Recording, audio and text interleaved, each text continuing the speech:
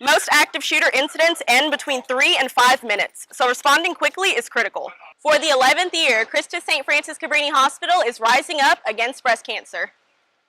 Behind me is the ditch where human remains were found on the morning of October 18th after law enforcement officers responded to a call at this location about a roadside ditch fire. Nicole started Plenty of Pities to educate the public about spaying and neutering their dogs and overbreeding. Stafford has been sentenced to 15 years for attempted manslaughter and 40 years for manslaughter. The two sentences will be concurrent, meaning they will be served together. Former Alexandria City Marshal Terrence Grimes arrived at the Rapides Parish Courthouse this morning for his arraignment. Most expected him to take a plea deal, but things took an interesting turn when Grimes entered a plea of not guilty before Judge Tom Yeager. The district attorney's office, defense lawyer, and judge received additional information that they say threw things off balance. No one would provide details on the additional information. Grimes' attorney, David Williams, would not comment on the matter, only saying it was resolved. But Rapides Parish District Attorney Phillips expects that justice will be served. We fully expect that he will, at some point, either plead guilty or, if not, he'll be tried. And so he'll have to face responsibility for his actions at some point. One of the major parts of a goal of ours was to make sure that Marshal Grimes resigned, and that has already occurred. And I'm confident that the justice will be served in the final analysis. Grimes is facing charges of malfeasance in office, resisting arrest, distribution of drugs, and illegal carry of a firearm. Law enforcement officers from several agencies, led by Alexandria Police, arrested Grimes in his office in June.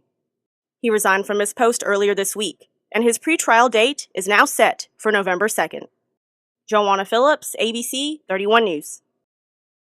The verdict comes from the 2015 case involving Stafford and another officer in a vehicle chase that resulted in Stafford firing his gun 14 times at the driver, Christopher Few, and ended with the death of Few's son, Jeremy Martis, who was in the vehicle at the time. Stafford stated he had no knowledge of Jeremy being in the vehicle. Today, he arrived at the Avoyelles Parish Courthouse in an orange jumpsuit and shackles for his sentencing. Derek Stafford has been sentenced to 15 years for attempted manslaughter and 40 years for manslaughter. The two sentences will be concurrent, meaning they will be served together. Stafford's attorneys spoke briefly outside the courthouse about their client's sentencing and what the future may hold as far as a possible appeal. You have to stay looking at the positive side. He won't spend the rest of his life in jail. So, you got to find the good in the bad. I believe we have plenty of grounds for an appeal, and now that the sentencing is over, can try to get that process started. The trial for his partner, involved in the same incident, Norris Greenhouse Jr., is set to begin in June. In Avoyelles Parish, Jojuana Phillips, ABC 31 News. The founder and president of Airborne Ranger Motorsports, Joe Cipher, is the first disabled veteran monster truck driver. Paralyzed in a car accident years ago and being told by doctors that he would never walk again, Ranger Joe has beat the odds and is able to walk with the aid of braces. And he introduced the world to the first ever hand-controlled monster truck.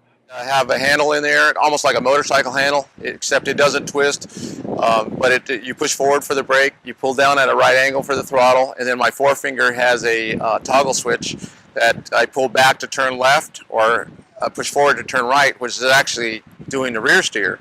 And then I have a thumb button underneath that to turn the self-centering of that rear steer on and off. And then my right hand just does the front steer, and then, of course, the shifter.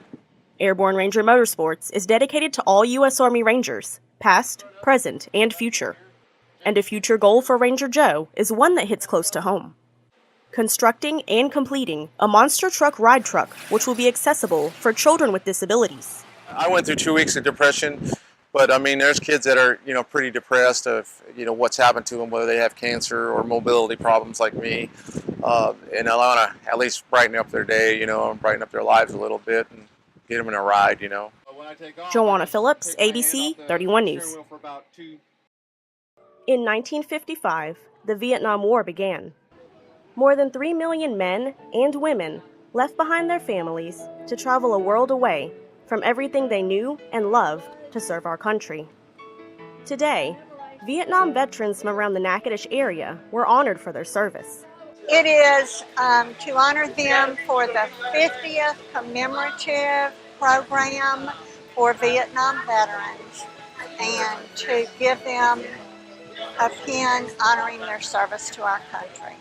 The veterans in attendance were given pins and certificates in recognition of their service. And of course, sharing stories with others was at the top of the list. It was an eye-opening experience. It was a learning experience and something I'll never forget. I just really appreciate all the work that the Vet Center does for us and all this counseling, because it took a long time for me to finally come to grips with what I was holding back. 44th President Barack Obama commemorated the 50th anniversary of the war in 2012 with a proclamation. A statement from the proclamation reads, "While no words will ever be fully worthy of their service, nor any honor truly befitting of their sacrifice, let us remember that it is never too late to pay tribute to the men and women who answered the call of duty with courage and valor." By presidential proclamation on May 25, 2012, the commemoration of the 50th anniversary of the Vietnam War will last until Veterans Day in the year 2025. Join the nation and thank a Vietnam veteran, and remember those who fought who are no longer with us. Jojuana Phillips, ABC 31 News.